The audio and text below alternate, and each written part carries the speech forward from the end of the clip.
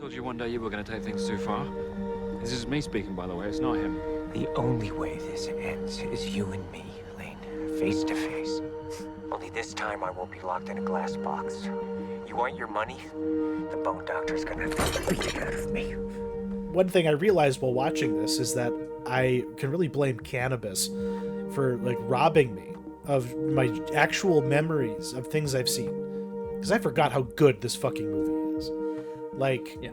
There's coming back to it, it just forced me to realize how much I had failed the whole McQuarrie era, in fact, because I just didn't retain the euphoria that comes from watching this one in particular, but that last one in especially, because there's just details that are missed. The action is of course thrilling, but the technical brilliance on display in these movies is exceptional, because it just has a otherworldly air to it, especially during the Turandot sequence at the opera, which is just stunning. My jaw was on the floor the whole time because I just forgot why that part was so good. It's just this, there's just so much refinement to this. It's almost effortless how everything is put on screen and and how it's done. We gotta talk. Need to rethink this. Out of my way, Hunt.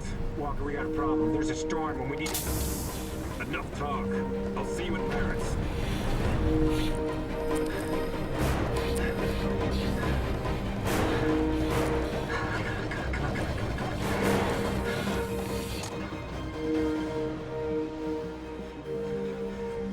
The constant swapping of directors, co-stars, love interests, the femme fatales, the writers, composers, directors of photography. The only thing that's really ever stayed consistent with this franchise is Tom Cruise. And while that model of filmmaking has kept the series fresh, it's never quite been cohesive. And, swapping out all these parts hasn't been without its point, though, because this sixth film, Fallout, it feels like an entire series of lessons learned. And they found exactly what does and doesn't work. And they've found basically their shepherd, who is going to stay with the series until the end, in McQuarrie. And what this has created is the best film in the series, one of the best action movies of all time. It gets everything right. It's scene after scene of some of the best action sequences, some of the best character work, some of the best music and writing and everything in between of this series. And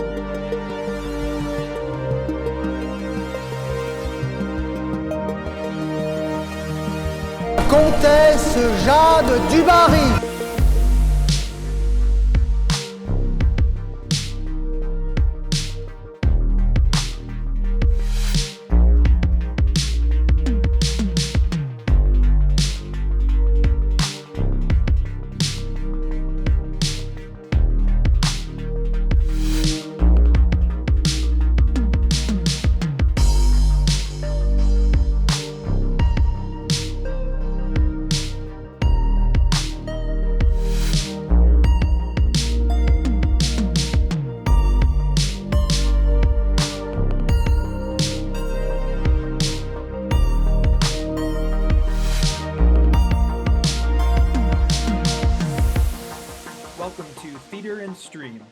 Film podcast. I am Matt, and that is Chuck, and this is episode number 10. Today we mark the end of our Mission Impossible retrospective by reviewing the 5th and the 6th entries in the series, Rogue Nation and Fallout. Both films are directed by Top Gun Maverick scribe Christopher McQuarrie, who will be seeing the series through to its conclusion with Dead Reckoning Parts 1 and 2. Helps if I have the right title card up. Naturally, these could be the most important films in the series. We'll be giving our thoughts on those a little bit later, but first we're going to dive into the news, the other things we've been watching this week, and wrap the show up with our mentionables and our picks of the week. Now, before we go any further, because this is our milestone 10th episode, I want to take an opportunity to sort of restate our thesis here at Theater and Stream. Chuck and I are here because we like talking about movies. We aren't fanboys, we're not asking for your money, we don't do hyperbolic reaction videos, and we don't trade industry access for positive reviews. We are hobbyists, we are beholden to no corporation or person, and we review what we want to, when we want to. And this has never been more the case than these last 2 weeks. There may be certain people out there who say, how could you not review Fast X and The Little Mermaid, two of what will be probably the biggest films of the year? And it's because here at Theater and Stream, we like to call it like we see it. And what we saw with those two films were artistically bankrupt cash grabs. So we may not always be on the cutting edge of releases, but it's part of our commitment to authenticity. But yeah, Chuck, is there anything you wanted to say about that before we go into the actual episode? You said it a lot more politely, but we have stated it, more bluntly in the past. It's like, yeah, we don't watch shit. Like, if something doesn't pass the sniff test, if it doesn't get our giblies rumbling, we're probably not going to seek it out or go out of our way to. We have a lot of streaming subscriptions, and until they've given up the ghost on us giving them our $1 for a theater ticket or like a video on demand rental, we will see some things then. Like Dungeons and Dragons. We just weren't quite sure. But you know what, for what it was fine. I don't think I'm going to be saying that about The Little Mermaid, even though this is kind of an interesting little sidebar that occurred to me before the show started. So before we get into it properly, the critic reviews for Little Mermaid are savage. They don't really like it. They have lots of problems with it. The people love it. It's like another Mario situation. It's really weird. And I don't know what that says about, like, are the studios just gaming the audience review metrics now instead of the critic review metrics? Is that what we're seeing? They're overvaluing the audience score, so they're somehow ginning up those numbers. Is that what's going on? I don't know. I mean, I think that a lot of it has to do with audiences, like general audiences and critics are becoming more and more like adversarial with each other. And it almost seems like a lot of sort of general audiences, especially with like these kids movies, are going into them with the mindset of, it's just a movie. Like, why are you being so hard on it? It's a kids movie, for God's sake. Why are you putting any sort of critical eye on it? And I think a lot of audiences kind of have that mentality nowadays where it's like, oh, I had fun for 2 hours, and so that was good enough for me. And and that is true. It's like that's what all this is. It's just diversions. It's just because we have to have a heightened sense of self that we act like these things have higher importance and that art is somehow essential to everything. But that's obviously not the case because they keep on rolling out the same old shit and it just looks worse. You add an hour of runtime to a 90-minute masterpiece like The Little Mermaid, and Jesus Christ, yeah, it's probably gonna suck. But you got to pay the writers, right? The writers got to have something new to do. They can't just roll with what Musker and what's his face did in the like 1988 or whatever. So Writer Strike Week 4 is still going on. We're still reeling from not having Family Guy anymore. But some things are getting delayed, other things are moving forward. But like, what are the headlines from week 4? Yeah, so it's a pretty light week as far as the strike goes. Marvel's Thunderbolts has been delayed, which is basically their bad guy version of the Avengers, or more morally gray version of the Avengers. Their Suicide Squad, basically. Essentially, yeah. And so that has been kind of put on the back burner because I don't think they really had a script. But a movie that did have a script was Deadpool 3. And they are moving forward with this. And this, to me, seems like a very weird idea because, I don't know, the Deadpool movies strike me as movies that have been largely improv, and they rely a lot on comedy. And because of the writer's strike, they cannot improv. You cannot make any rewrites. You cannot make any deviations from the script as it is written. Wow. And so, very strange choice here. That is pretty wild. Yeah, because you don't really think about that, do you? Like, essentially, as far as the business is concerned, like if Eddie Murphy is ad-libbing enough on a movie, does he get a writer's credit? Oh, that's a good question. Yeah, or at least like a, I don't know, like a some sort of writer's room credit or I don't know, something smaller than like a full-on writing Yeah. credit. But yeah, it is interesting because you have to think that Ryan Reynolds is doing a lot of improv on those first two Deadpool movies, and I don't know, you have to have a lot of confidence in your script to go into this movie and just say, okay, we're going to do literally one take of what's written here on the script, and we can't do any other jokes. Like, you have to be sure that Yeah. those jokes are gold. Because that's part of what makes Deadpool work, is that sense of spontaneity. And yeah, now they're just completely taking it out deliberately. And yeah, it might not pan out. It might kind of, yeah, because it's not even like when Daniel Craig was writing his own dialogue. Now they are stuck with what they have, and they just dare not, touch anything else. And it's a bold strategy, Cotton. We will see if it pans out. But we also had a weird little kerfuffle going on the newly christened Max, and I just want to say, I didn't realize it was happening this soon, so I have to the fact that I had to re-download this app like 5 different fucking times on all my different devices, re-log in. That was really annoying, and I'm not sure if I like it because they're doing dumb shit like calling directors and writers creators. And even like Jake LaMotta is listed as a creator on Raging Bull, for crying out loud. Yeah, this was interesting because somebody had to actually go in and like physically change this, because on the old HBO Max app, it was all, sequenced out into writers and directors and stuff like that. So somebody had to be very deliberate in making this change.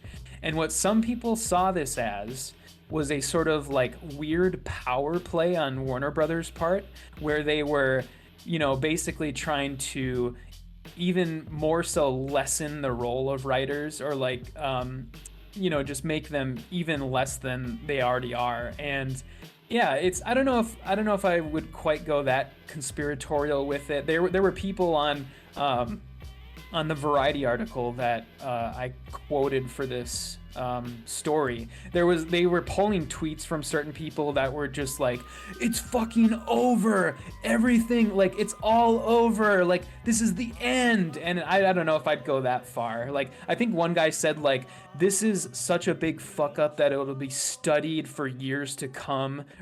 And it's just like, I don't think so. Like, it's a pretty small mistake, but I don't know. What is your thought on it being a sort of power play on WB's part? It would kind of track with how much of a shitlord Zaslav has been lately. I don't know. Like, he's been on this weird kind of circuit, and he was getting booed at some commencement speech recently. Yeah. So I think a part of him is just being like, you know what? I'm sick of being the face of the writer's strike, because to an extent he kind of is, because he's the dude who's been firing everybody, canceling their projects and taking them off of streaming so they'll never get royalties or residuals. And he is the motherfucker. He's the guy who is setting the tone and bringing the blowtorch to it. So it would kind of track that on the rollout of his new shiny toy, that he would throw a very like blatant middle finger at people. But what's the difference? So what? Yeah, they revert it. They just go back to like whatever it was before. It's like, oh, we were just trying something out, and we accidentally hit the live button instead of the preview button. Big whoops. Yeah, sure, buddy. Like, whatever. But is it going to have consequences? I don't think so. This is just another silly, stupid PR gaffe. Like, I think they have an outsized sense of how much people are actually behind the writers in all of this. Like people aren't just suddenly going to start canceling, Max now because of this one little flubbub. Like, the way that people, think these days, they have to have a little bit more passion. They need to have the wedge of the issue firmly in their heart, if you know what I mean. Which is why, like, Bud Light is in free fall. And all sorts of companies are suddenly like side-eyeing the general public because they don't know if they're gonna really piss people off enough that their stock is going to tank. And yeah, well, Warner Brothers Discovery is apparently fine, given everything that we've seen, even with this. Like, they still got shit coming out. People are still saying The Flash is going to be a good movie. I just don't think they fucking care. You know, they have that much money. They have that much power. Yeah. Yeah, I think this was probably just some small mistake on some, like, unpaid interns, like, who did it or something. Create a QA mock-up. person. Exactly. Like, create a mock-up and just see what it would look like. Figure out the protocol for turning it on. Not actually turn it on, which apparently is what happened. Yeah. We also have kind of the conclusion to Cannes happening. As we are doing this, I believe the awards are kind of like going on, or like will be going on by the time we're done.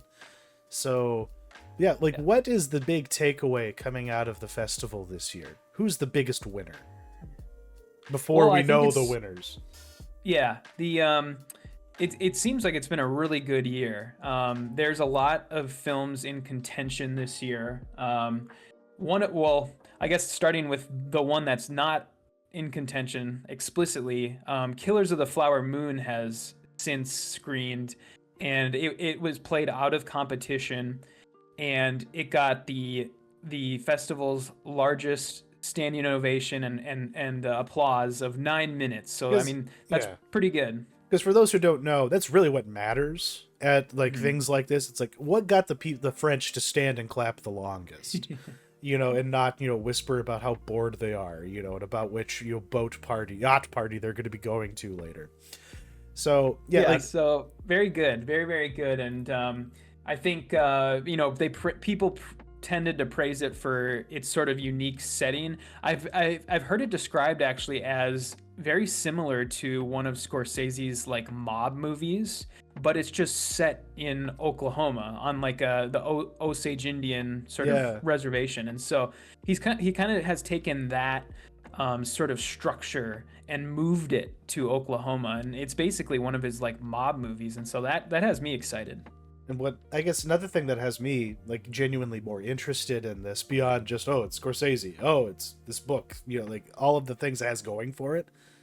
The fact that DiCaprio like read the script and was like, hey, don't give me the cool like protagonist role, make me the bad guy. That's kind of cool to me. I love it when Leo's a bad guy. And it adds a layer of tragedy to this story, because I haven't read the book like you have. So to know that the central narrative isn't going to be the investigation, it's going to be in watching these evil fucking people do the evil thing they do, and then barely get the modicum of justice that they deserve for it. So yeah, like I can already feel the aura coming off of this movie, and I can't wait for it. Yeah, and this sort of early screening of the film is clearly this is the beginning of the awards campaign, the Oscar campaign, basically, because we already know that Apple is going to try and get this to win Oscars because of its late October release date. And so this is sort of just the very beginning, and they clearly have confidence in it. Clearly, they should. That trailer looked incredible. Yeah. We also got some look at some prime grade Euro trash. I mean that in the best way possible, because we have something here called Anatomy of a Fall that's getting a lot of buzz, which you kind of said was similar to Gone Girl in Reverse. Yeah, this is about a woman whose husband dies under mysterious circumstances, and she basically has to defend herself in court. And I've heard that the movie revolves a lot around how her 11-year-old son is there, like in the courtroom, watching everything play out, and she's sort of like defending herself to him also, in addition to trying to exonerate herself, basically. And so he's involved quite a bit, the son. And so yeah, people were saying this is, I think you put the sort of headline up there that is very, thought-provoking. It's very well done, especially for a film that seems to have such a sort of generic premise that it's very, very well done. And that's the kind of the thing. It's that you have to elevate the stuff that the tropey stuff that everyone's familiar with. You got to give it something more, which is why like the Hunt, is that same kind of situation where they take a familiar concept but they make it hit you a lot differently. We also have something coming from Todd Haynes, which is another investigation of the Mary Kay Letourneau story, basically, but from the perspective of an actress who's trying to study her for a role. That kind of lady. Someone who has a teacher who has fucked a child and had a child with the child and then married the child and has a family with the child.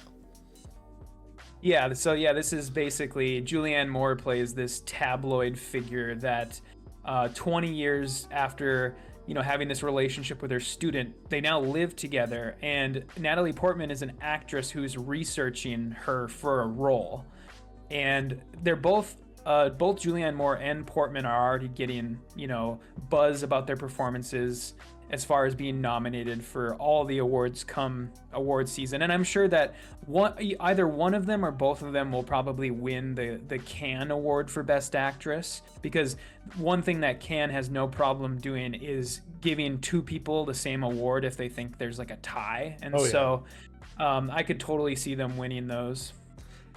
It would be I guess fitting. Have they ever been in a movie together, these two? I don't think so. Not that I can remember. No. The only other thing I've noticed is that the young man playing Julianne Moore's boy toy, I'm pretty sure he's just a TikTok guy. I don't even know if he's actually an actor. He's just cute. I think that's what it comes down to. All right. But we also got, I guess, some tepid reactions to Asteroid City, the latest from Wes Anderson. And is it just because he's still just leaning into, I'm just going to be me to the extreme, and you just take it or leave it? I think so, yeah. People were saying that this is, it's par for the course for Anderson. It's full of whimsy and creativity, but the film itself is pretty emotionally distant. To its credit, a lot of people did explicitly say it's better than The French Dispatch. And I think it has a more unique, interesting premise of all these people kind of in a sort of Roswell, New Mexico type place where aliens kind of hang out. And but yeah, a little bit of tepid reactions. And I wish that Anderson would sort of lean more into his sort of more emotional side, because I think when he does that, we get films that are more akin to Moonrise Kingdom and Grand Budapest Hotel. But yeah, this is pretty par for the course. It is what it is. If it's what's floating his boat and people are still giving him money for it, we can't really complain that he's leaning into it. No one's given him cause to reevaluate like the direction he's gonna go. He hasn't made like even Quentin Tarantino making Death Proof kind of fucked him up in a good way, because it didn't work. People didn't like it, and that will haunt him for the rest of his life. But Wes Anderson, unbothered, pressing on, and I think we can kind of champion that. Yeah. Let's see. I think I had one last thing at the end here, which is just the front runners, Brian Glazer's The Zone of Interest, that Holocaust camp adjacent drama, and then Anatomy of a Fall are kind of the front runners, and then are the Grand Prix like the directors and the acting awards?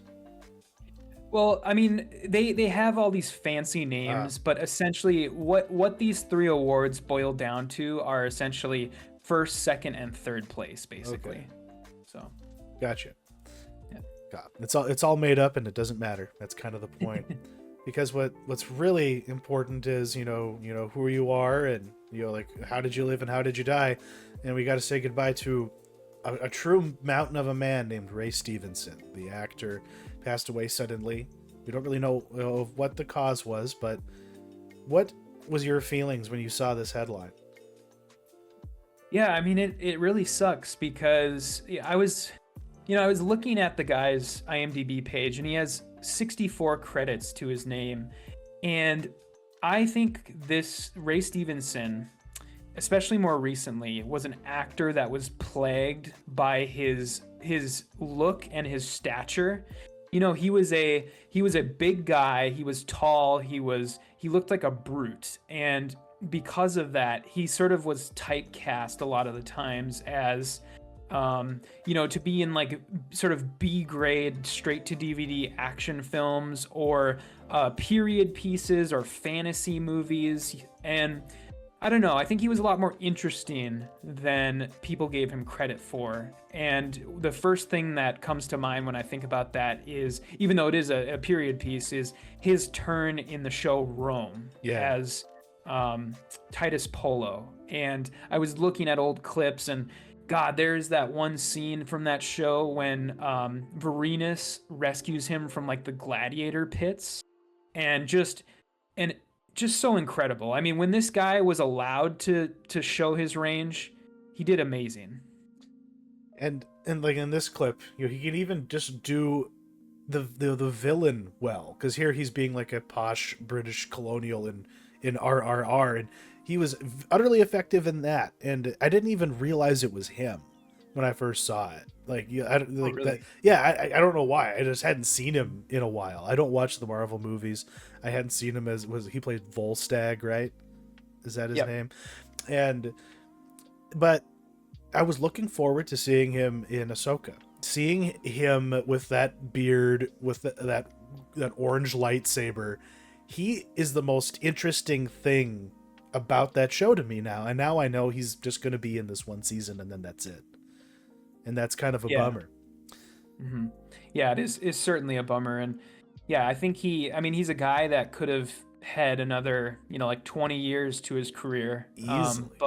Easily. And so, yeah, I mean, it sucks. And the other thing I would shout out, I guess, is his another series in which he kind of played against type was his turn in Dexter, where he played the villain of the 7th season of Dexter. And by that time, that show was kind of already on the downturn by that point, but it wasn't because of him. He did great in, with what he was given in that show. And he's going to be missed. And I am very excited to see him in Ahsoka. I think, unlike somebody like Lance Reddick, unfortunately, he doesn't have a ton of projects lined up that he's going to be in. I think he only has the Ahsoka show, and then that's going to be it. So yeah, it's like you can't always be like Ray Liotta and Lance Reddick, where you've just had like an entire year's worth of content set to be released when you've passed away.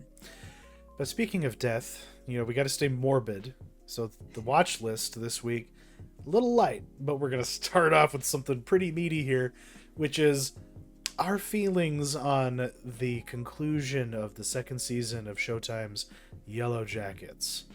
So, Matt, how did you think this? If you were going to grade this season, what would you give it? I was, I think, wrong to be so gushingly positive about this show after its first season. And I think this 2nd season has been very mixed for me. And I don't know, I think a lot of the middle chunk of this season was a lot of filler, and I'm getting very tired of this model of TV where shows have the first couple episodes where a bunch of shit happens, and then the entire middle chunk, it seems like nothing happens, and then a bunch of shit happens in the finale. And that's kind of the model of TV nowadays, and I'm getting very sick of it because this season felt like it had a lot of filler. And I think another unfortunate reality of television writing is that if you write a television show, you can, theoretically spend years on the first season because you can write it to your heart's content, and then it finally screens and it's amazing. But then the second that you get renewed for that 2nd season, you have a maximum of 3 to 5 months to get, to bang out that season, and it's on to pre-production. And I think that's unfortunately what happened with this season of the show, in that it feels a little rushed. It's not quite on par with the writing of the first season. And I think they're doing everything they can, and by they I mean Ashley Lyle and Bart Nickerson, the creators. They're doing everything they can to subvert all the fan theories of the show, even if that means if the fan theories would create a better outcome. And so that's kind of where I sort of stand on it now. Yeah, I think I had said when we first talked about this show at the beginning of the second season that you still get I still had the impression that the writers were kind of drunk with their own power, the creators were. And by the time you get to the end, you really get the sense of that, because they think all of this is just so much fucking more interesting than it actually is. That I don't know, the fans are the fans. You go on the subreddit for Yellowjackets, which I do on occasion, and I'm just like, oh god, these people care way too much about something that is not worth it. Like, yeah. The writers don't actually care as much as their fans do. You know, there are so many dangling threads, but it's not like with the Lost writing situation where all of that mystery was the point. Like, these people have an idea in their head that wherever it's going, whatever like the end result is going to be, like whatever like they have figured out. And because a lot of the problems, like you pointed out, yeah, they are just getting chewed up by the anticipation that they've built up, and they can't keep up creatively, and the show is faltering. Like I was just getting more and more disappointed in this show. I had to come up with more and more excuses to keep watching it, and by the time I got to that finale, and yeah, like that finale was pretty gnarly, but god, it wasn't worth it. And I'm still just like left asking, who the fuck is watching Sammy? Is he in the social services system now? Like, what the fuck, guys? Like, what are you doing? Like, what about that random dog you just got? What about your wife who's in a coma? Like what? Why? Everything happening in the present is pointless, stupid, unnecessary. I wish the show wasn't about that at all. I don't care. I don't find any of these adult actresses very compelling. They aren't the urgency just isn't there. It's just them waffling about being like, oh god, wasn't it crazy way back when? Ooh, you know, like, aren't we traumatized? I'm a lot more interested in the trauma. And yeah, the show works when the trauma is happening. Whenever there's stupid little like murder cover-up plot is going on, I just don't give a shit anymore. That's where I'm at, unfortunately. Yeah, I feel as if the Lottie's compound this season, and just kind of how they like waffled about that place, was sort of, it reminded me of the second season of The Walking Dead. Yes. When they set the entire season on that farm, and you know, that is what happens in the comics, but it doesn't mean it makes for great TV. And yeah, it just they just kind of were just doing nothing at that compound for such a big chunk of the season. And I would agree. I mean, the adult stuff is not nearly as interesting as the kid stuff. And you know, to not be entirely negative on the show, I will say that I still really love what Christina Ricci is doing. I think she's easily the best of the adults. Yeah. And then I think Elijah Wood was like a big breath of fresh air for this show. Every time he pops up, which is not nearly enough, I'm like, this guy is awesome. You know, he's funny. He's an interesting character as like this guy, this like billionaire that is like obsessed with true crime, and I really liked his character. And you know, there were moments in this season that were genuinely awesome. Like that scene, the first cannibalism scene from the second episode where they're all like Greek goddesses, that was incredible. It was a good way to kind of kick off the season. And then I kind of do like where they ended up, because thank God that they got rid of that fucking cabin. So now they're gonna have to you know, they're going to have to scrounge for, you know, supplies even more, and they're going to be even worse off now. And I think the implication there is that the coach burned it down, right? Yeah, because he grabs the axe, because he's chopping wood. He's getting a fire going. And his character was the one that I found was the best served by the season, if there is one. Yeah. Even though, because he's not in the present, presumably because motherfucker gets murked for what he does. But he knows something that none of the others know. You know, he has his hiding spot. He has the cave that Javi was hiding in. R.I.P. Javi. Jesus Christ, man, those bitches did you fucking dirty. Like that whole like it's excruciating. There are excruciatingly effective moments and sequences in this season. Like we can't discount it. It just doesn't deserve the hype anymore. It's kind of just become another middling Showtime show, unfortunately. I still can't get the image of the heart being eaten. Spoilers, this is a show about cannibalism, but like now that we're firmly in the place where the cannibalism is how they are going to survive, they know it's going to be really fucked, and I don't know, like, how do you keep that interesting now is the question. And I guess it is just going to be, they burn the cabin down. They can't live in comfort. Now they have to go full feral, basically. Yeah. But where the fuck is this modern day storyline going to go from here? Yeah, I have no idea, because, thank God, all the murder mystery stuff is presumably done now that the one detective is dead, and then the other guy is basically, he's been baited into going along with the plan. And so I have no idea, because of course, big spoilers I'm about to say, so hit pause if you don't want spoilers, but Juliette Lewis's character dies, and it's, so we have one less person in the present now too, and so I don't know, I'm not sure where they could possibly go with it now. It's just, I guess it's just a question now of like trying to regain their humanity now that they've sort of ebbed back into their their feral side. Yeah, I guess so. Because what made that first season interesting beyond the cannibalism? What? Because there was a hook. There was a mystery box in the present that was effective in that first season, which was who's sending the postcards, who's blackmailing them. And to find out the answer is just, it was just your shitty husband who was, trying to like, steal money from you guys. Like, really? That's all that it was? I really, really, really, really wanted there to be something more to that. And I think the only thing that could really save this modern day setting is if the word gets out. The secret needs to get legitimized in some way. There has to be something concrete discovered in the wilderness that, will prove incontrovertibly that they were eating each other. And that has to come into their lives in a more relevant way.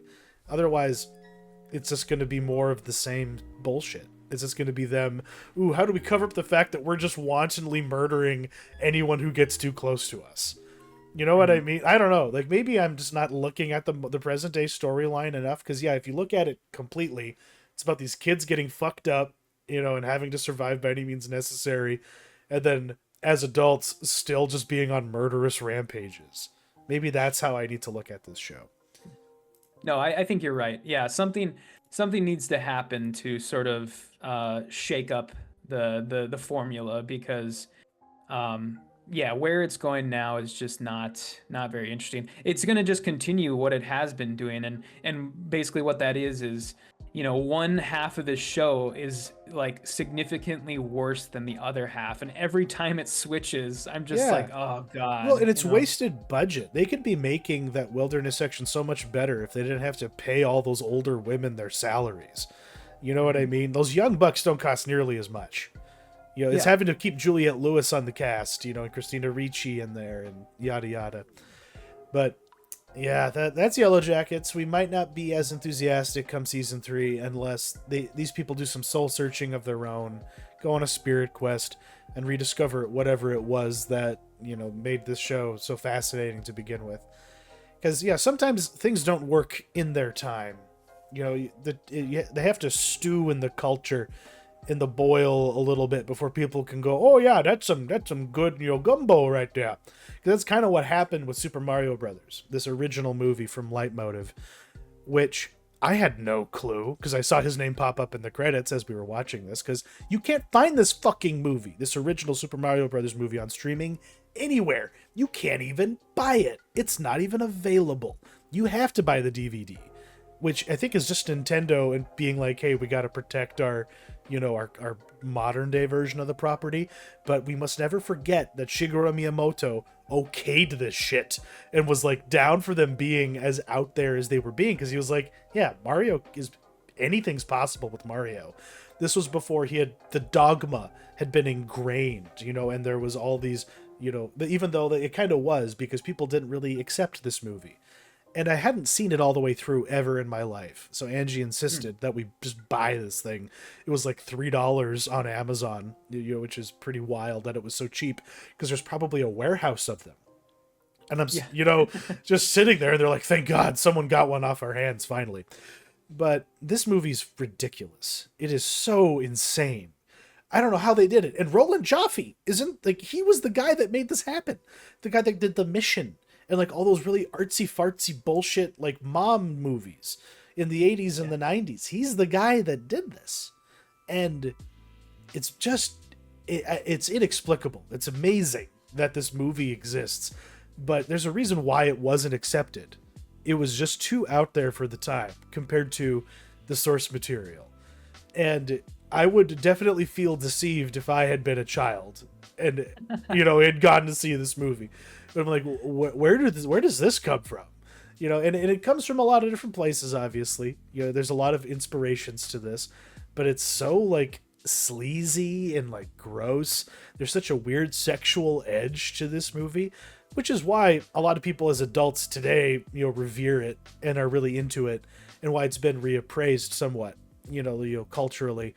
But yeah, it is out there. But you can really tell when you watch this that Bob Hoskins and John Leguizamo are like three sheets to the wind most of the time, because like they are just like sweaty and bleary eyed, and when they deliver their lines, it just has this like kind of like at ease. It has an ease to it that just doesn't make sense for like, they're not playing a scene, they're just drunk saying shit in front of a camera, because like everyone behind in this project, Dennis Hopper, all those other actors, they have all commented on the fact that the husband-wife director team on this were just beyond their depth and were like just creating a chaotic and awful working environment. And it was amazing that this movie got made at all. But it also was pioneering in terms of special effects. I just want to note that in my research, I found that out.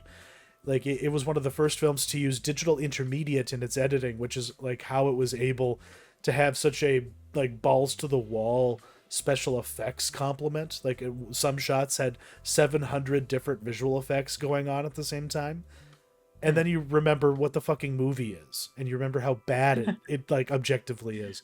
But I guess, yeah, cool that it got to happen. But yeah, only really seek this out if you want to see Fisher Stevens and that one guy whose name I can't remember, who's in every cyberpunk movie from Johnny Mnemonic to Strange Days. This is the one to go to if you want to get weirded out. Yeah, a very strange movie. And it's part of that, the early 90s and like the late 80s, early 90s had all these just weird, strange films. Like this reminds me a lot of even like Beetlejuice, something as mainstream as Beetlejuice, how like strange that movie is. Or like the Double Dragon movie. Have you ever seen that? Yeah. That movie is so strange. Really out there for what is supposed to be kids entertainment. It's so funny that like back in the day when Hollywood was approaching video games, instead of just like playing it straight and keeping it simple, they always like went as like out of left field as they possibly fucking could, because they just didn't get it. I don't know. It's just one of those things. But to ground ourselves a little bit, you spent some time watching some choice documentary content. What do you got for us today? Yeah, just a duo of documentaries I wanted to hit on quick here. And they're kind of related in that both of these documentaries are something that I completely am fascinated by, but I don't know anything about because I'm not as online as a lot of people, because I had no idea about either of these stories because I'm not really on social media. I rarely go on Facebook anymore these days. But somebody like my wife was telling me that, both of these documentaries, the story behind them has been out there for quite a while, on social media and on the internet, but So I mean, take from that what you will, because people might already know about these, but I was fascinated. And the first one here is Secrets of Hillsong, which is about the mega church, which now has like multiple chapters in big cities all over the world. And this is basically a church for essentially celebrities and people who want to go to church like one day a week and then never think about it again for the rest of the week, because this church it's incredibly corrupt, and the services resemble something more like an MLM conference than a church service, and they don't really explain what their beliefs are. Like they don't hammer down what exactly they're about, because it's part of their strategy in trying to hook the most people. Because if you never say what the tenets of your denomination is, you never have to turn people away, essentially. And so or be held accountable to your beliefs. Exactly, yeah. And so this is all about how basically this church, this Hillsong church, as big as it is, as ginormous as they've become, it's incredibly corrupt. And the man behind that is their main sort of preacher, and his name was Carl Lenz. And he was this like, the very, very stereotypical, like cool guy, like youth pastor type preacher. And he was also incredibly corrupt, and he was cheating on his wife. He was going out, he was doing drugs at the clubs, drinking every night. And now he is in exile in Florida. But the unique thing about this documentary is they actually got him to sit down for an interview, and that's probably the reason to watch it, because otherwise it's a pretty generic doc. Like, it's very, very boilerplate, and that would be the reason to watch. And so I can recommend it on that fact alone, because they do kind of fuck him over with the questions they're asking him, and they really, really put him in a corner. And yeah, it's pretty interesting. See, I was aware, I've read the Vanity Fair article that inspired the series, so I'm pretty familiar with the story on that front. I followed it in journalism, and the fact that they got him to sit and talk I'm not surprised, because he's the kind of narcissist to feel that's the best way to like control a situation, from what I can gather. But yeah, like then I'm glad they get a little adversarial with him, but at the same time, it's like pastors have been sleazebags in time immemorial. It was pretty much like part of the pitch at pastor school, I'm sure, is, okay, some of you guys are going to be above board, but we need at least some of you to be evil. Okay, it'll be fun for a little bit, and then it'll all come crashing down. That's just what we believe in, all right? Like karma, whatever. Because there's just such a track record of these guys, doing this kind of bullshit, and their wives just having to stand by them and just take all of the degradation that comes with their association with their man.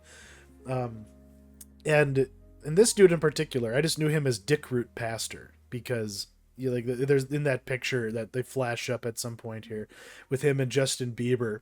You're just like, damn, why is that man so cut? Why is this man of God, tempting all the fair maidens within distance? Just look at that man. There it was. His body is his temple. Body is his temple. But the other one, I've been tempted to click on it too, but this is studying the phenomena of sororities at the University of Alabama. Yeah, this one. I should say too that other one was a series, and this is a movie. So this is okay. This is not as long. So, I mean, again, another story I wasn't really familiar with, but yeah, it's sort of they focus on the sort of TikTok trend when the University of Alabama sororities like blew up on there with their elaborate like dances and their they're like singing and stuff, and their rush process for rushing. And this documentary follows 4 girls as they participate in the rush process. And it's pretty fascinating, because some of them make it, some of them don't, and it really, really kind of dives into their sort of psyche and like all the shit they're going through. And the sort of faux feminism that these sororities sell.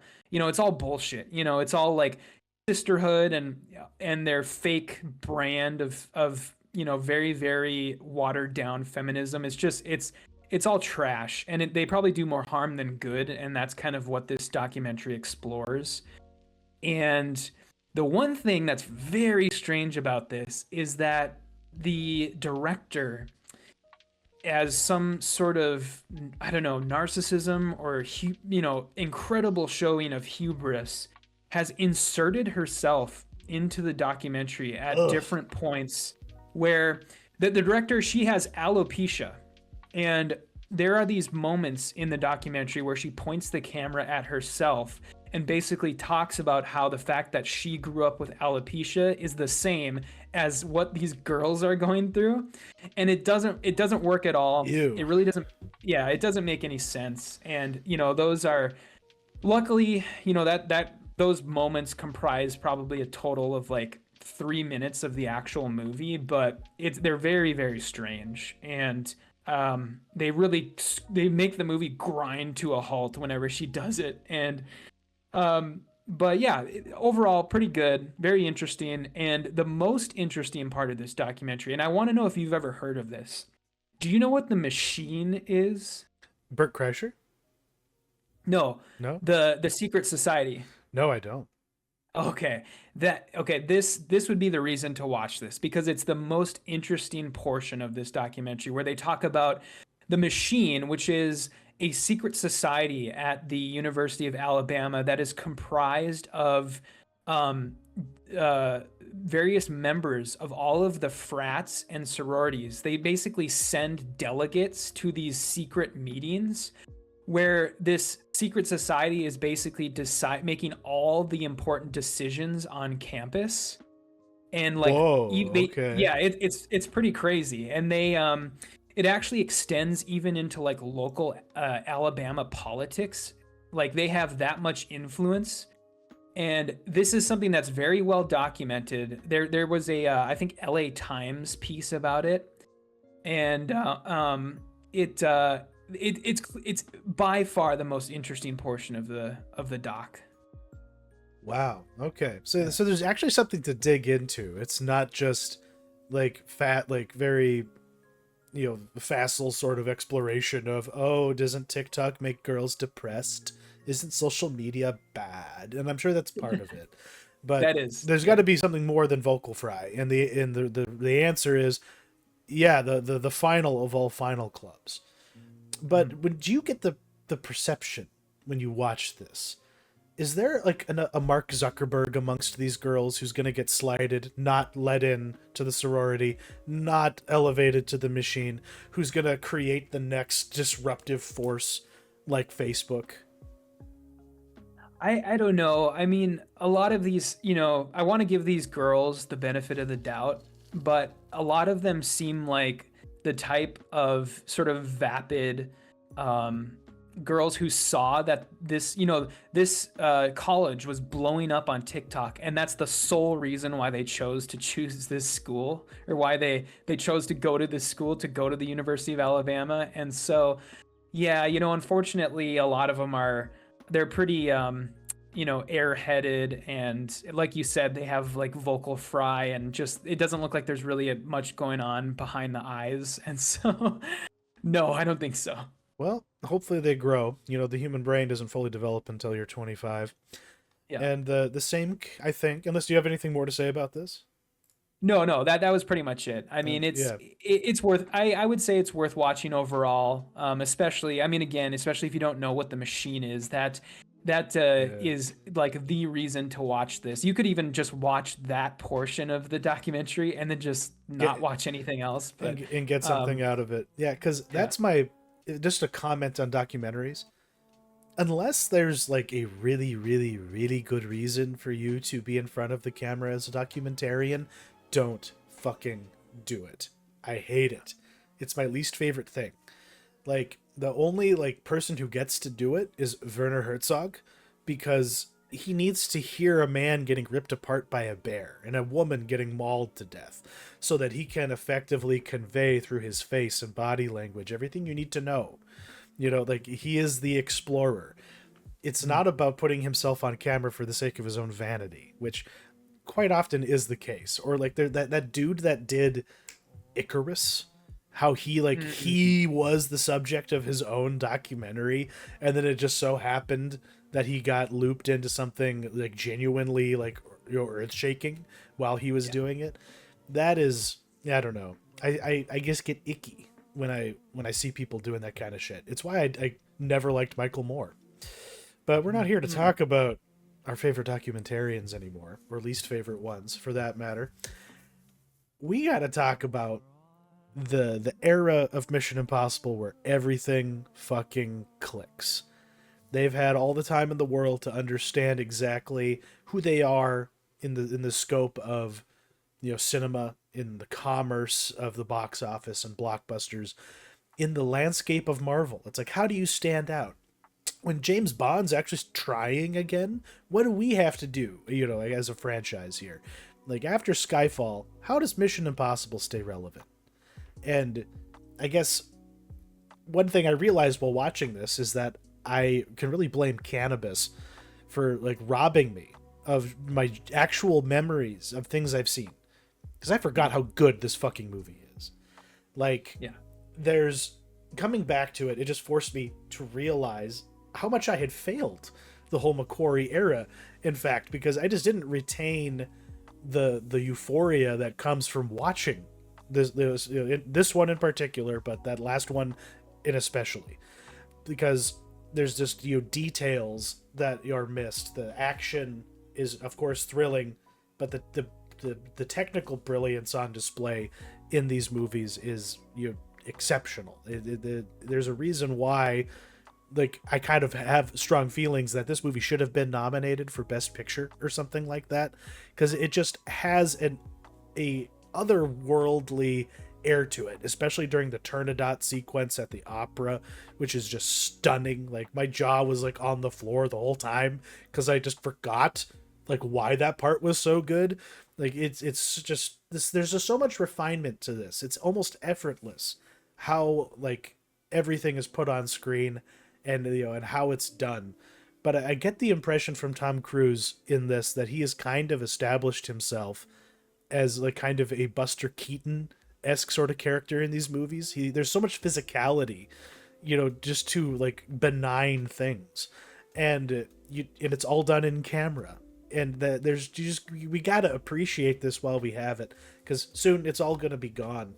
But this movie earns every single, like, creative thing it does in every contrived thing it does, because this movie sets this, you know, standard, I guess, that is, you know, it takes it to its, like, furthest logical conclusion, where failure was the plan all along, and it doesn't make me roll my eyes when they reveal it. Like, there's just something special, you know, about the McQuarrie era. It makes the whole thing very distinct, and I'm glad we're getting 4 movies from the guy, because we had 4 before him, but there hasn't been a director who touched this franchise who deserved to come back, like, more than him. And I just so look forward to everything we're going to see in Dead Reckoning. But what did you make of Rogue Nation?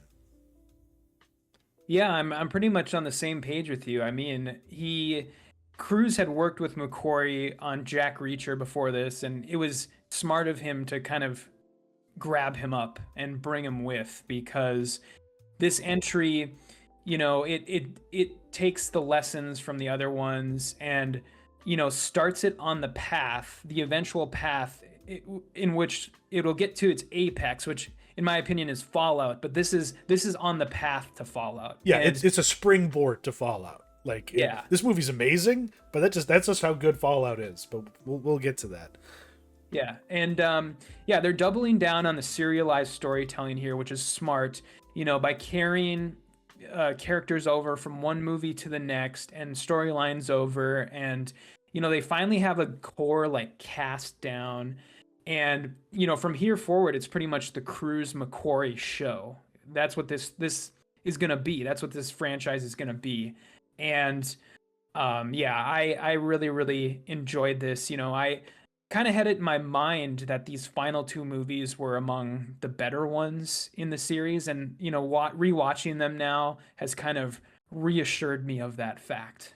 Yeah, it's disabused me of my feelings that, actually Mission Impossible 3 is the best one. It's like, no fucking way. It's good, but these are on another level. There's just a heightened sense of gravity to it that it's very subtle, but they give you some emotional things going on inside Ethan Hunt. You really get the sense that, yeah, he's very cavalier, and yeah, he's a maverick, and he's like letting the world hang on a thread with his every decision.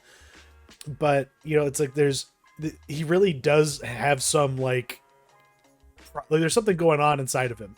Like, he's doing damage to himself every time he has to choose to like shoot Luther or not. That kind of like all those like dilemmas he's put into. Do I save my friends or do I save the world? And how do I do both? That is always what Ethan Hunt is trying to figure out. And yeah, you get the impression that eventually there's going to be some real consequences for it. And then, of course, things work out all right in the end. But they play on that in both of these movies quite a bit. But I'm glad they introduced it because, yeah, there's just like things that happen in like some of the earlier movies and action movies in general where you're like, yeah, how would the public actually react to something like this happening? Why can these people just run into whatever building they want to without anyone going like, what the fuck, man? We actually get to see, like, I don't know, there's just kind of a meta awareness that is introduced all at the same time. I don't know. There's a lot happening that you wouldn't expect to be in just a brain dead action movie, but these aren't brain dead. These are movies made by people who love movies, tuned for people who love movies too. And that's why this franchise is still around, because that's the one thing Tom Cruise cares about. It's not about winning an Oscar. It's not about, even though it is about his ego, but his ego is about making the best movies ever. That's what his ego is fueled by. It's not about being famous. It's like he just wants to take the world over slowly. Yeah, so I guess as we sort of get into more specifics about the movie itself, I do want, as much as I do love this movie, I want to talk about how I was kind of a bad taste was put in my mouth from the very beginning. And that bad taste was put in my mouth by the appearance of, at the very beginning when they're flashing all of the studio logos and you see Alibaba Pictures and China Movie Channel. And I remembered that in order to make this entry, they essentially took funding from what is essentially the Amazon of China and the Chinese government's movie studio, which is what China Movie Channel is. And I don't know if it really has any detrimental actual like effect on the film. Like, I don't know if there's much actual influence they had, but it is noticeable at points. Like the woman who does the polygraph, who administers the polygraph test to Benji, is basically like a government stooge actress. And if people don't know this, from 2014 to 2018, the Chinese government was like really, really invested in trying to like infiltrate American culture, where they funded a bunch of movies and they put like Chinese actors and actresses in a bunch of movies. And this is kind of part of that trend, which is sort of weird because it also happened in Avengers 2 and X-Men Days of Future Past. And it's just a very weird relic of that time period because they've, at this point, they just said fuck it, and they've sort of abandoned American cinema for the most part, and they're just like, we're just going to make our own Chinese blockbusters, which they've been doing. It's been going over fantastically well in that country, but it's just sort of a strange relic of that sort of middle 2010s. Because then that's something that I apologize we have to inject into this, but there's a lot of geopolitical stuff built into this decision to turn away from the West and towards themselves as far as creating content, because I think they also kind of soured on that whole relationship with Hollywood because of certain ideological tenets that China is just not down with advertising to their populace. And much like a parent, like a really, religious crackpot parent who doesn't want their kid to read Harry Potter, that's basically kind of like what is kind of happening here. It's like, we're not going to support it. Like we'll let your movies come here and we'll take all the money from it being here, but we're not going to fund it anymore. Like, there's no point in that, as far as they're concerned. Because this movie is interesting in that it has a very capable and competent female co-lead in this. She's not a love interest. She's a genuine peer for the star of the movie, and and a foil to him all at the same time. But their dynamic is interesting. You never quite know whose side she's on, and you can just tell that it I don't know. In another era, it would have been more like James Bond, like No Time to Die, where they would have been spitting on Ethan Hunt a little bit more and denigrating him a little bit more. But in this, it's just like, oh no, we're just two characters wrapped up in this crazy, bizarre world where a nuke is about to go off every other day. And I appreciate that, because in another era, it would have been a lot more cloying and galling to have to sit through Ethan Hunt getting like his pants pulled over his head every once in a while. Like, that's not what's happening here. But I guess he would never consent to that, Tom Cruise. He has the clout to say no. Yeah, if there's, two things right off the bat that this movie gets right, it's, as you said, sort of the female presence in the film with Rebecca Ferguson and sort of not making her the love interest. And then the other thing is the villain, because we've got Sean Harris, who I kind of forgot how much his character changes between these two films, both in appearance and just like sort of the way he acts. In this one, he's more of like a sort of like Steve Jobs type, like where they even put him in like a black turtleneck at the end. Yeah, and that's right. He's sort of this like, he's sort of like this stuffy, like, like he's got the glasses, he's got like the blonde hair, and he has like the receding in chin. Sean Harris is a weird looking dude when he doesn't have a beard, because he has that like inwardly pointing chin. And did not recognize him whatsoever. Yeah And he's young too. And so but yeah, so in this one they play him more as like sort of almost like this tech genius like guy, but he's still really awesome. I mean, he's one of the better villains of this series, and just the way he talks to Ethan and how he's always sort of like one step ahead until the very end, of course. And when he finally gets trapped in like that glass cage, which is it's just when everything comes together for the movie. That is satisfying moment. Yeah. That scene is so good when he finally gets trapped and he's like shooting at the bulletproof glass, and then Hunt says like, let me introduce you to the IMF or whatever, and just incredible. And all the way up, like the way the music swells and the way the camera just spins, and it all just comes to that like that climax when he pushes the glass box over and slides it into the back of a truck. It's just so fucking satisfying after like how many times that Sean Harris had been able to get on top of him and just have him exactly where he wanted him the whole time. It was just so satisfying, and a very brilliant bit of like setup and payoff there. Now, and so is the opera scene too. To speak more about specific scenes, you had mentioned it earlier, but good God, the whole opera sequence is so well done, and I love how I think his name is it Joe or David Fraser who did the score? Joe Kramer. Joe Kramer.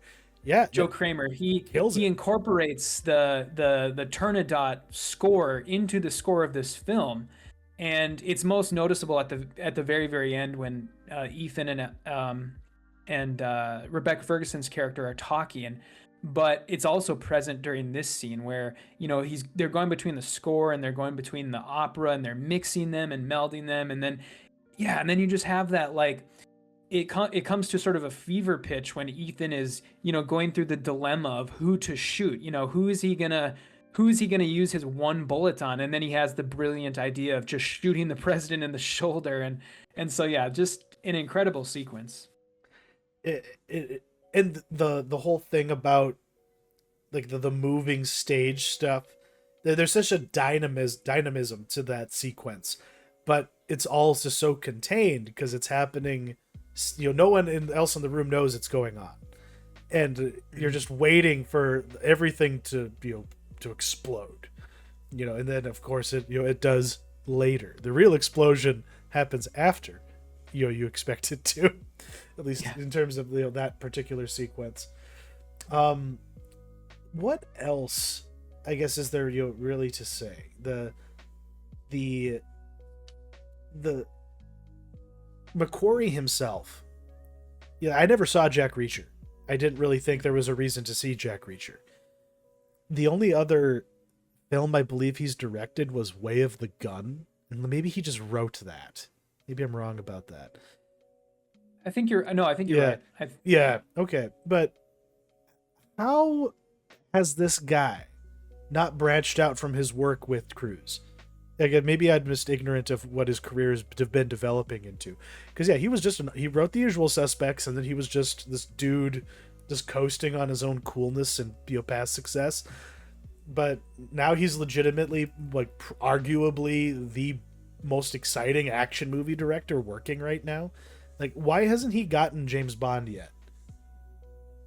Yeah, I mean, that's a good question. I mean, I guess it probably has to do with just how slow moving they are on that franchise, because, we're at this point, almost, when did the last James Bond come out? That was that Christmas 2 years ago, right? 2 years ago. 2 Christmas ago. Yeah. And they're just moving so slowly on that. And I think it probably has partly to do with Amazon is, the new stewards of the franchise, and they're just, I don't know, they're just so slow moving, and they have to get accustomed to it. And I mean, I guess I'm just guessing that Cruise, I don't know if he has any leverage over McQuarrie or something, where he's like, I made your career, so now you're gonna do all these movies with me, or what? But because McQuarrie also wrote Top Gun Maverick, and I think he wrote Edge of Tomorrow also, the mech movie, that sci-fi mech movie. So he has been working with Cruise for a while, and maybe they just like working together. That might be the case, because you kind of get that impression that everybody who it gets to be one of Cruise's people, the ones who get the cakes every Christmas, you like being there, even if you can't really explain his idiosyncrasies or whatnot. You want to be making movies with him, from what I gather. Like, you're listening to Simon Pegg talk, or even Henry Cavill talking about the experience. He is just like a director, like a filmmaker. You want to be in the movies he makes. And the same could be said, for directors and screenwriters at this point. I mean, from what everybody says, actually working with Cruise is kind of a privilege, I guess, as Simon Pegg puts it, where he's a consummate professional, and he comes to set on time. He knows his lines.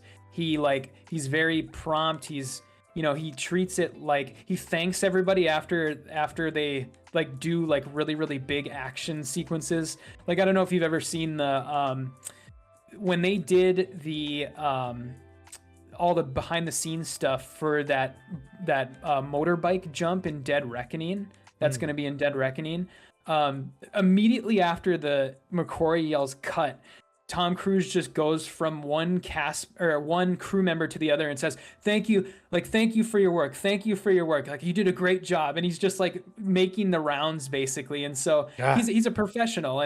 And from what I understand, he's not, as batshit crazy as he is, he's not pushy about his religious beliefs, at least anymore. I mean, he maybe used to be, but he's not anymore. I think he's learned to not do that.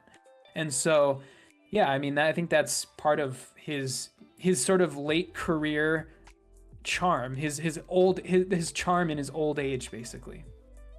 Because you kind of do see the old age. As much as I was giving him props for, his physicality, you can tell the human growth hormone just isn't doing enough to keep him looking trim and proper. But he still finds a way to do all those crazy yoga maneuvers. But when we talk about continuity, I just want to shout this out, and I have a quiz for you. Do you know what his designation is, Ethan Hunt, when he calls in? Oh, what, like the like code phrase that he says? What's his code phrase? No, I don't know. Because they brought it back in this one, and because in the first movie when he's like screwing that thing on the payphone mouthpiece and he is calling in, his designator is Bravo Echo 11. And okay, and I just appreciate the little things like that they do, because other people are so obsessed with their fucking continuity that that gets in the way of everything else. But in here, it's just that little bit of, oh hey, remember this? But it doesn't piss me off when they're doing it, because it's just kind of it's just they're adhering to things that we have been given, and it's simple, and it doesn't take a lot to include that. Because it just makes the whole breadth of the journey of watching these movies more effective, I guess. But they all stand apart on their own. As much as this one is a springboard for the next one, and as much as it, stands apart from the ones that came before it, they all are worthy in their own way, I would argue. But do you have anything else to say about this one? No, I guess just real quickly, I would, I do want to shout out the water sequence, like the underwater. Oh yeah.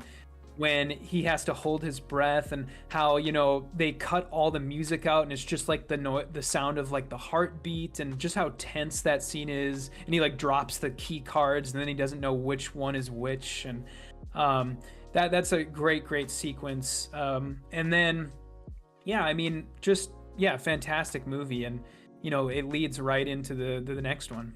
We do have to do some little bit of note keeping here. We totally forgot that Jeremy Renner was in this movie, and we failed to mention him until now, because I thought he was just in the fourth one. I thought it was just this thing that he did, and then he did then he did the Bourne Legacy, and then he was Hawkeye. But no, he was in this to basically just wear a suit and talk on a phone. So he literally phoned his performance in this movie. Yeah, you can see why he didn't come back for Fallout, because he had kind of been reduced to like the guy who's on the other end of the phone for a lot of the movie, or the guy who has to relay information to Alec Baldwin, and so I can see why he didn't come back. Speaking of Baldwin, do you appreciate his contributions to this, or is it just kind of one of those like thankless bureaucratic cameos that movie stars get in Mission Impossible movies? Well, he's definitely playing the role of like the ever rotating actor that they have playing sort of the IMF like leader or whatever. I guess in this one he's the CIA leader, but in the next one he's the IMF leader, and he's fine. Yeah, I mean, I think his presence in this one is more throwaway, where he's sort of the foil to Renner, but I liked him more in Fallout. His presence it seemed a lot more necessary in Fallout, and his presence, him being there, him actually being on site and being in actual scenes that everybody else is in. That does help. And speaking of Fallout, Matt, we're coming to the end. We're coming up on the one that really matters. Why is this the one? Yeah, so Fallout, it's got to be the best. They saved the best for last, but I guess not quite last. But this series thus far has just been about trying to find its identity, I think, and that's kind of what everything has been about. The constant swapping of directors, co-stars, love interests, the femme fatales, the writers, composers, directors of photography. The only thing that's really ever stayed consistent with this franchise is Tom Cruise. And while that model of filmmaking has kept the series fresh, it's never quite been cohesive. And, you know, swapping out all these parts hasn't been without its point, though, because this sixth film, Fallout, it feels like an entire series of lessons learned. And they found exactly what does and doesn't work. And they've found basically their shepherd, who is going to stay with the series until the end, in McQuarrie. And what this has created is the best film in the series, one of the best action movies of all time. It gets everything right. It's scene after scene of some of the best action sequences, some of the best character work, some of the best music and writing and everything in between of this series. And so, yeah, this is by far my personal favorite, and I'm excited to get into it. What did you think of Fallout? Yet again, like, this was just a movie that I did not retain when I probably should have, because like I don't know, I mean, I was just too distracted whenever I first watched this, which is, you know, another reason why streaming something with all of your distractions around you is not the ideal way to watch a movie, especially ones that are as fine as these. It does so much with every single like sequence and every single like frame that it does. Everything is like a reveal. It's a puzzle box to trick the audience or to take them on a roller coaster ride pretty quick. There's so many like neat little like fake outs in this movie too that I really appreciated. That whole thing where they lead you to believe that the bombs have already gone off. Like, that was crushing. Like, that worked on me again. You know, like watching it again, you know, most recently, because I just missed that distinction when I like watched it. I put it on.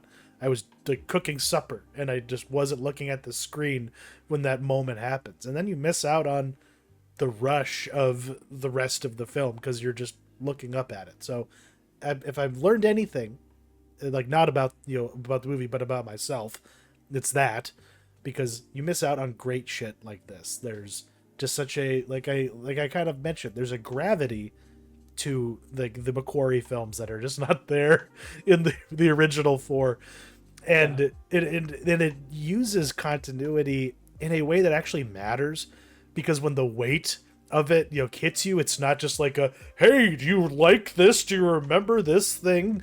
It's, oh shit, oh fuck, oh no. Like, that's the reaction you get, because it's very subtle instead of being, you know, slapping about. And I don't know, I'm just kind of babbling because I have too many good things to say. Yeah, I mean, I guess while you're talking about these sort of moments of subversion or these moments of tricking the audience, I will mention the like car, when they're hijacking the truck, that, and they make it seem as if, you know, they're actually killing all those cops, and then, you know, Ethan is about to shoot that one in the head because he needs to maintain his cover, and then, you know, of course, it's just like him imagining how it's gonna go, and him, you know, trying to come up with a different plan so it doesn't go that way. And so, yeah, that's incredible also. But I guess here's the biggest thing. You know, the biggest change with this movie, the biggest probably inclusion, is the inclusion of the beefcake known as Henry Cavill. And what do you make of him? What do you make of his presence? What do you make of his character? What do you make of the mustache that killed the Justice League movie? You know, I loved it. I don't know. I love seeing him be a bad guy, just because, you know, he never quite worked as Superman because of the scowl that he's capable of getting. Like when he grits his teeth and his, you know, his eyebrows go all, you know, cattywampus, but he just has a determination on his face. Like, he is born to be in Warhammer 40K, based on, with the mustache, with his whole vibe. You just put like a commissar hat on him and he's ready to go. But as far as, you know, this is concerned, it's like the first time where you're like, oh shit, you know, Ethan Hunt is out of his depth. He has finally met someone who can go for him punch for punch, and is even more, you know, like, you know, cunning and calculating than even him, but, you know, can rip your throat out at the same time. But I just thought he was funny how his character was like even before the reveal, just like how this dude was an even bigger douche nozzle than Ethan Hunt was. Like, you know what I mean? Just like, you know, not making sure his oxygen is turned on before he halo jumps. It's like he was trying to fuck up the plan from the beginning, and it should have been obvious, but they just kind of play it off like he's just an asshole. Yeah.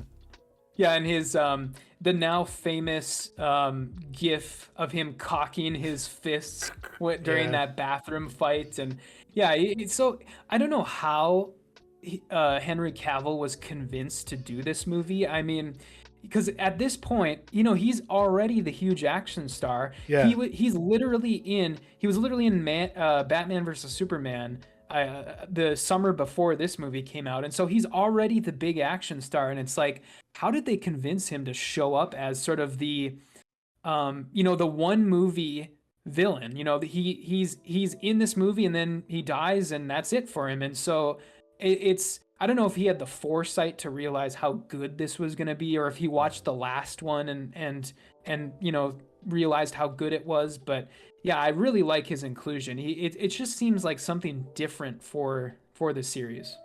Oh yeah, because he's an actual operator that, you know, doesn't look like a wayfish, you know, British man, even though he's a buff British man, I guess, because, you know, typically that's who the bad guys are. They're just these Euro villains, you know, that, you know, like vaguely look like they could beat up the manlet that is Tom Cruise. But we're talking about Superman going head to head with, you know, this 5'6" wonder and trying to make those fights convincing, and it mostly works, I'd say.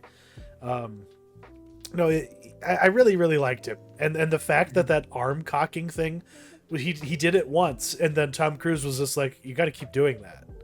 We really like that. So now whenever we do this take, you got to do it. And I guess that's what you're fucking signing up for, man. You're signing up to work for that tyrant. To speak more about the movie itself, I wanted to talk about like I guess to start with the fake like hospital scene with that Niels Delbruck. Yeah, that's incredible. You know, that's the first time that they've done the sort of fake rooms since the first movie. In the very, very first Mission Impossible, they did like, you know, the fake room thing where the walls fall down, and this is like the first time they've done it in 6 movies. And so yeah, that scene is incredible. Oh yeah, and like I pointed out, like I was totally fooled by it.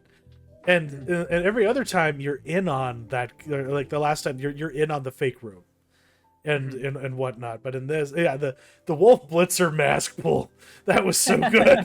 That was so good. He probably had a lot of fun, you know, getting to be in on this. Yeah. So yeah, that's great. And I guess we should probably talk about the most infamous scene in this entire maybe a little less iconic than the scene from the first one of Tom Cruise in the CIA building, but the skydive scene. You know, that scene has taken on sort of a life of its own. And yeah, what do you make of that? And is that purely just because that was actually Tom Cruise jumping out of a plane and it was shot in one take? The you know, the behind the scenes, the one thing they've done with this series in the McQuarrie era is do all these behind the scenes stuff on YouTube before the films come out. It's just part of the marketing now, and there's like a whole documentary about that scene itself on YouTube. And yeah, it was all done for real. It was actually Tom Cruise doing it. Wow. And the cameraman had to jump out of the plane walking backwards because he jumped before Cruise jumped. And it's just it's so nuts. It's absolutely crazy. And you know, I just love everything about it. I love, you know, Cavill pulling his hose out, and then when they get struck by lightning and all the sound cuts out for a second, and yeah, just amazing. It's one of those rapturous moments where you're just like, oh fuck, how's this gonna work out? How aren't they going to die? And yeah, like you mentioned this, I guess, when we were first talking about like what is a Mission Impossible movie, and yet it's everything going wrong and still finding a way to make it right. You know, and that because they don't call it Mission Impossible for nothing, after all. I do want to shout out the and another sequence is the motorcycle one, is that like you mentioned in the doc that we have, John Wick totally took their notes from this movie. They did the Arc de Triomphe roundabout first in this, and it was in daylight, so like which one was more difficult to shoot when you get down to it, do you think? Like who has the bigger dick?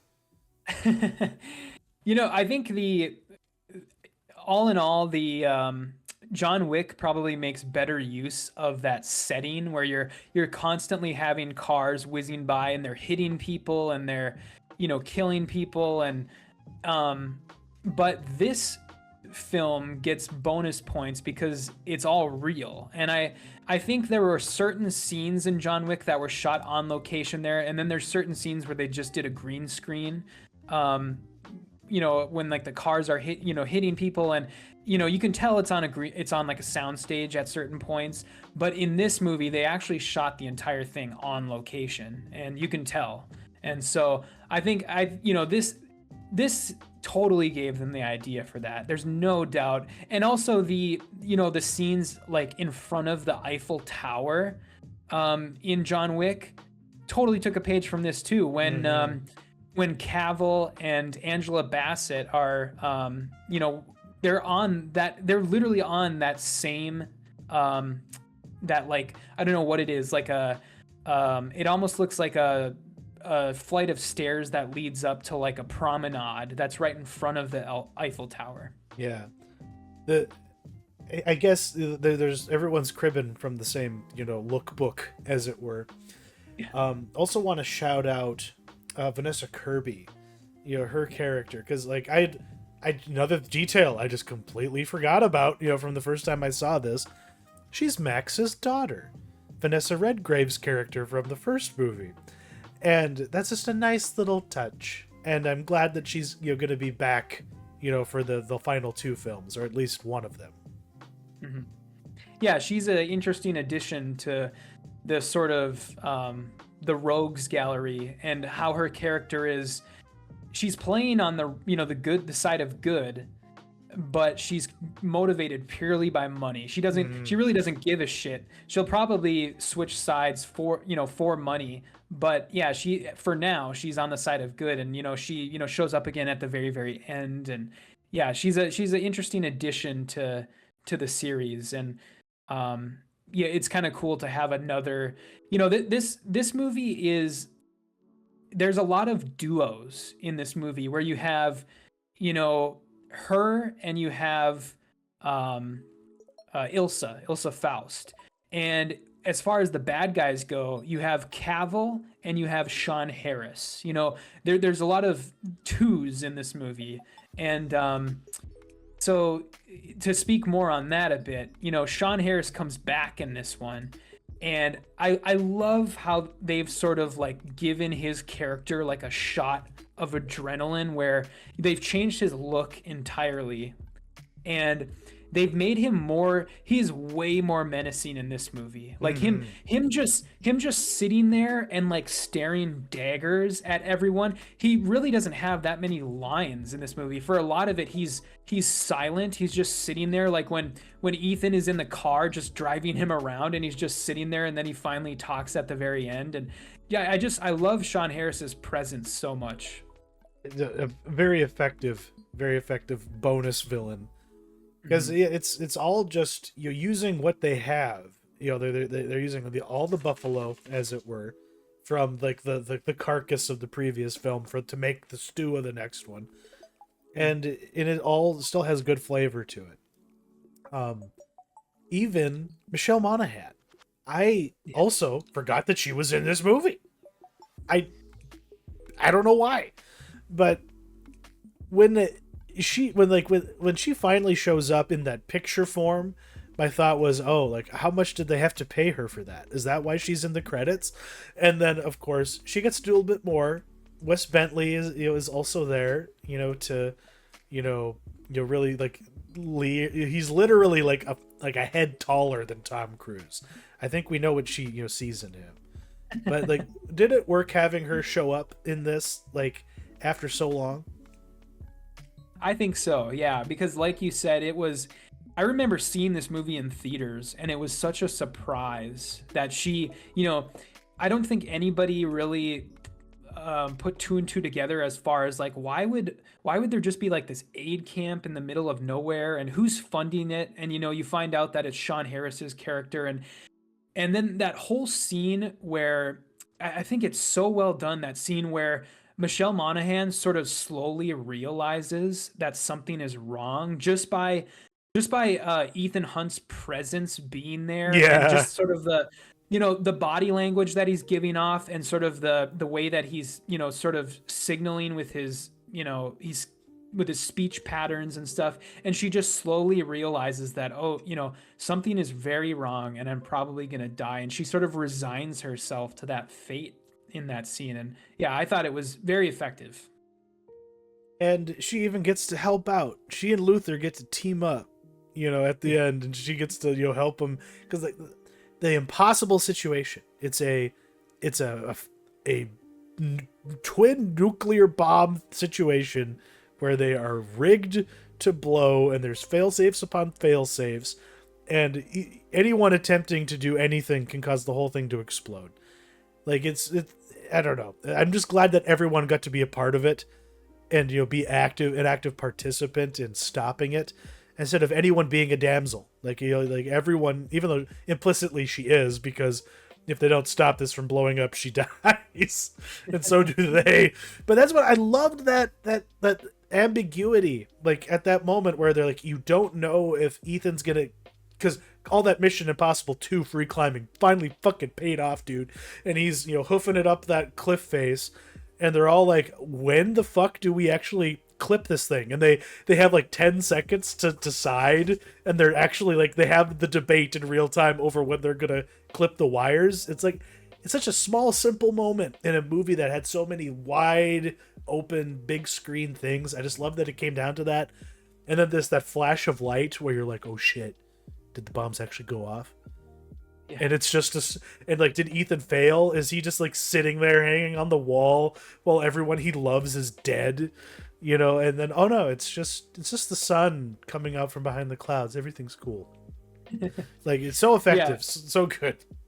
Yeah, you're right on. I mean, that whole, like I said in my sort of intro, this movie is a series of sequences that it's hard to they're all amazing. It's hard to decide which is the best, but you know, everything leading up to that too is so great, with the helicopter. Oh, Jesus. And you know, Hunt having to climb his way up to the cockpit, and then like dropping the payload, or trying to drop the payload on Cavill's helicopter, and Cavill pulls out that M60 machine gun and just starts, you know, lobbing volleys at him, and yeah, and then it, you know, the crashing, and Cavill getting his face melted off. Yeah, with like red hot helicopter like lubricant or like whatever that was.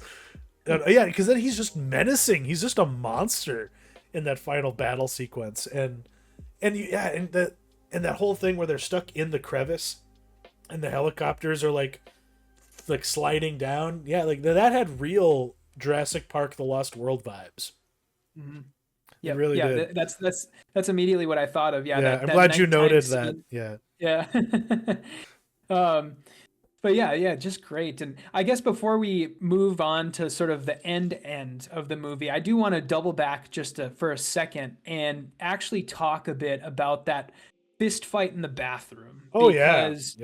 That is one thing that has gotten an upgrade, among many other things, but one thing that's gotten a major upgrade with these McQuarrie movies is the fist fights. The fight choreography, and how they've sort of taken a cue from like martial arts films, or even the John Wick movies. You know, who knows? Maybe they took a cue from John Wick parts 1 and 2 for this. And that fight scene is so awesome because it actually looks like they're all getting hurt, and actually, you know, getting just like they're just fucking up that entire bathroom. And I want to just shout out that stunt performer, the Chinese guy. His name is Lian is it Lian Zhang, I think is his name.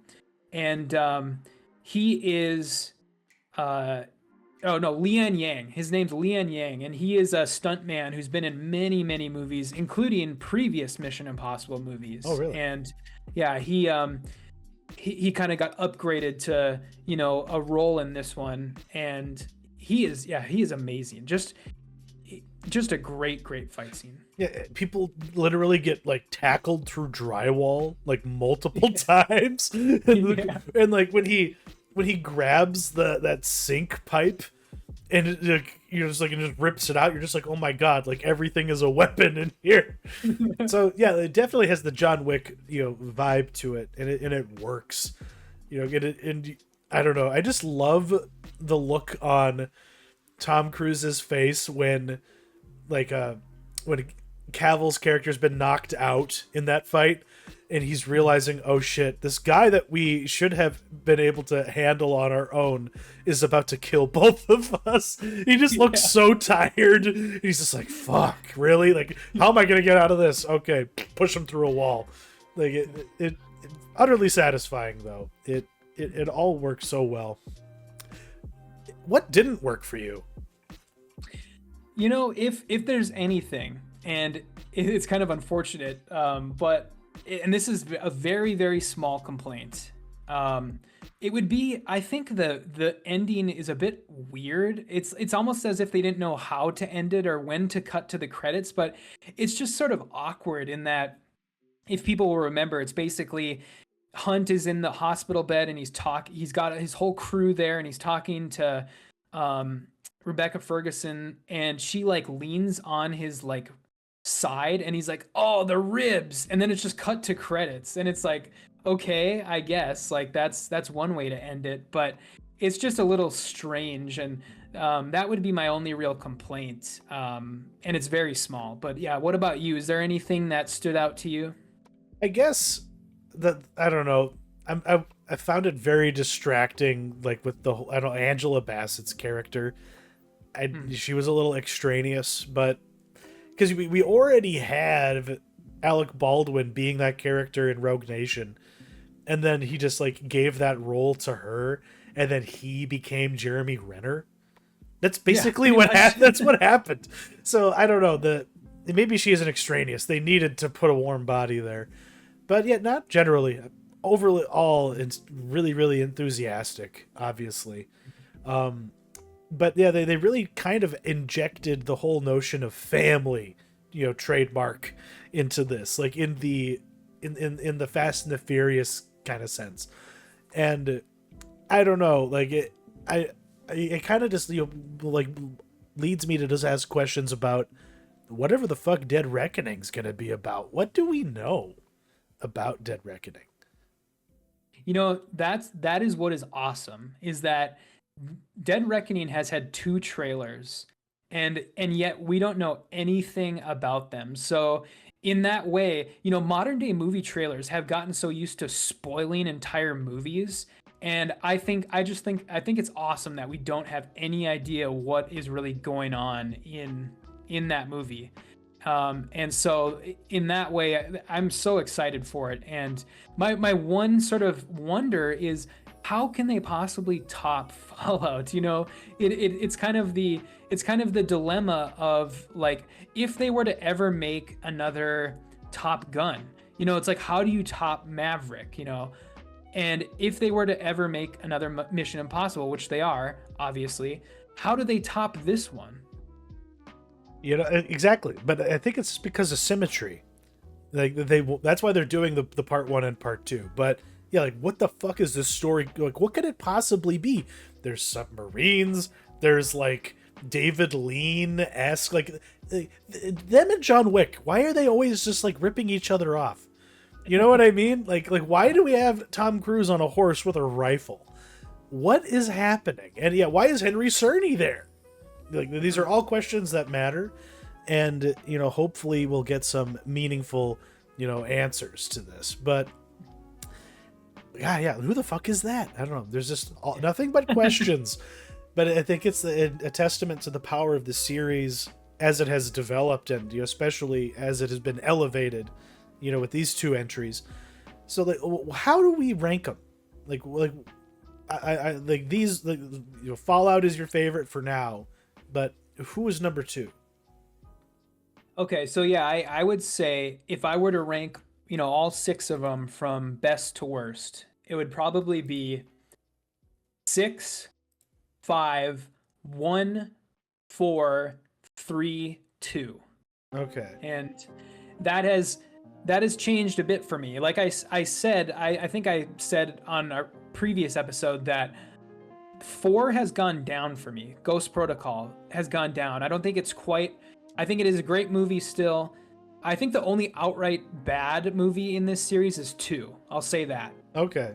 In that I think the other 5 all have something, are all great, I should say. There are redeeming qualities of 2, I think, but 2 is the only outright bad movie. Oh yeah. All the other are giving you, the best of what was available at the time. They're very interesting time capsules in that way.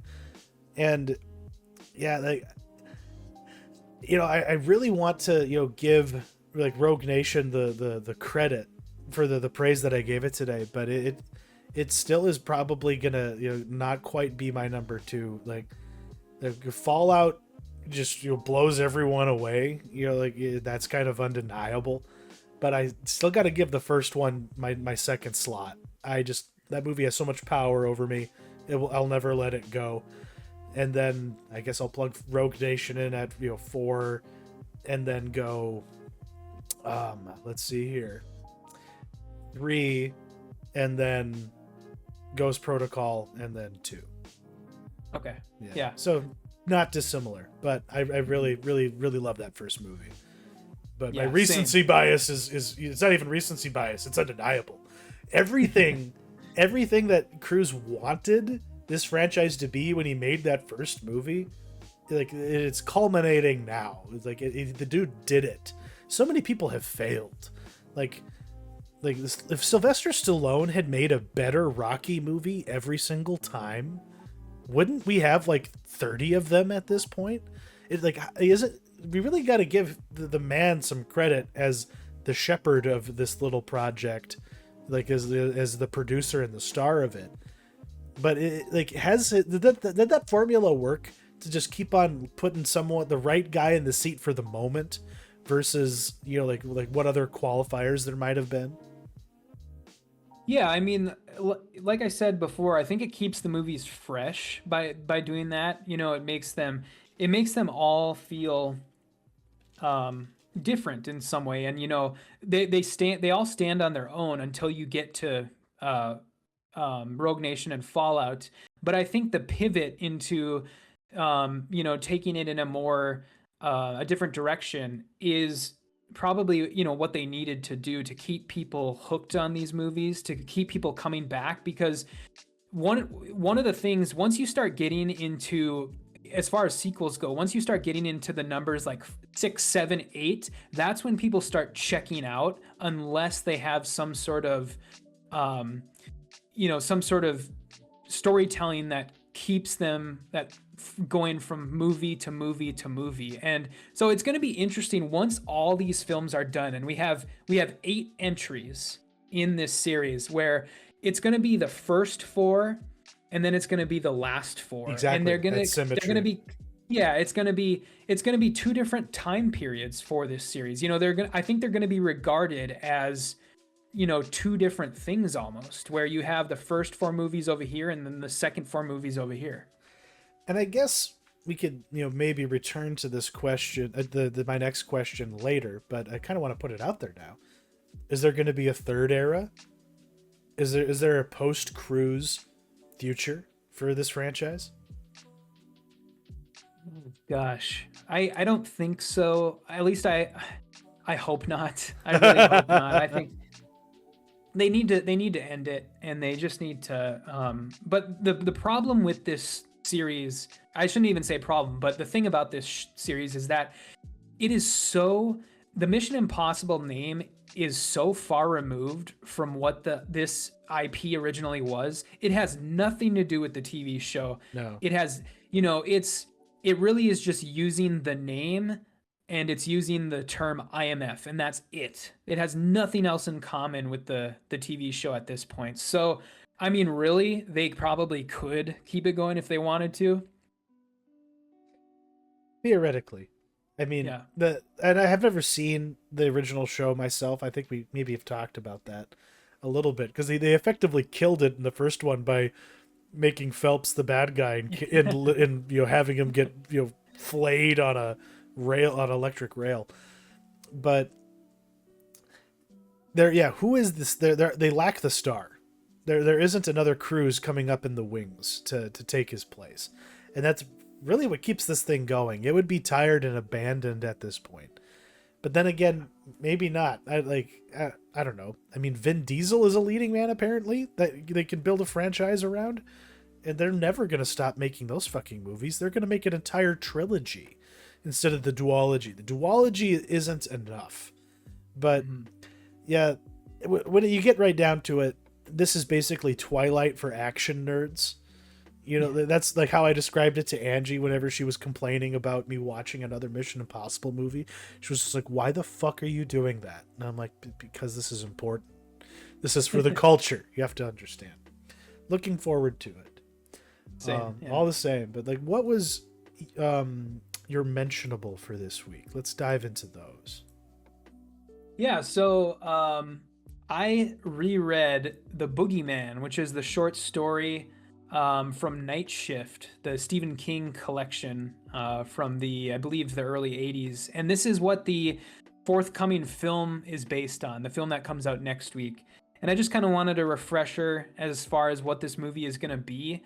But it's kind of interesting because I don't know if you're familiar with the short story at all, but the entire thing takes place in a psychiatrist's office where a man is relaying all the events to his psychiatrist. And I'm just curious as to how they're going to do that in the movie. Yeah. Because they're clearly not, I don't think they're doing it like specifically that for the entire movie, but I'm very interested in how they're going to adapt that. And the entire short story is literally 12 pages. So I'm also interested in that fact. How do you turn 12 pages into, an hour and 40-minute movie or whatever? So, really, really excited for that one. I do think it is going to be among, one of these horror films that is surprisingly good, kind of like Smile was. And so, yeah, very much looking forward to it. Absolutely. I'm a little hot and cold on King these days, but I'm willing to give the good shit a try, as long as someone's capable is behind it. My mentionable this week, or my recommendation to you, is if you live near a lake, go camping, go rent a cabin.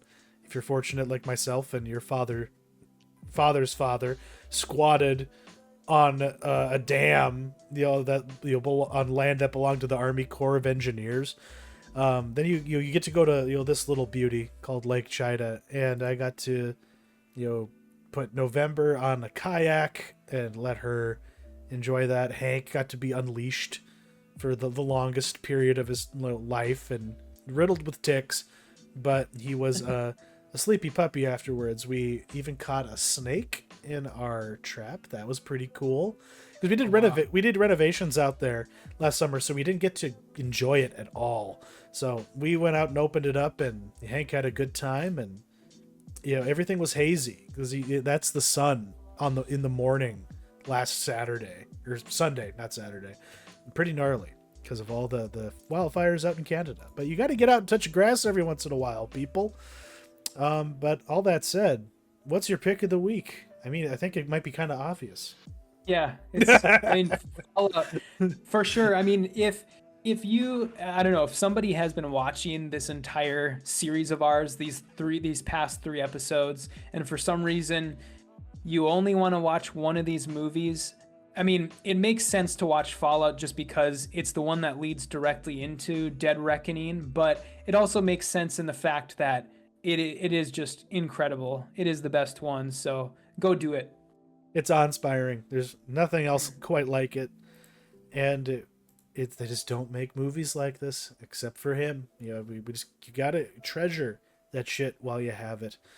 And I do kind of have some special announcements here to make. The show next week is going to be a little bit different because I'm getting married. We're finally having the ceremony. Matt's going to be, coming up to, stand by me, which I appreciate.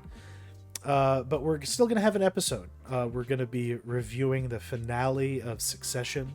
The series is going to come crashing down tomorrow night because we're recording this Saturday morning.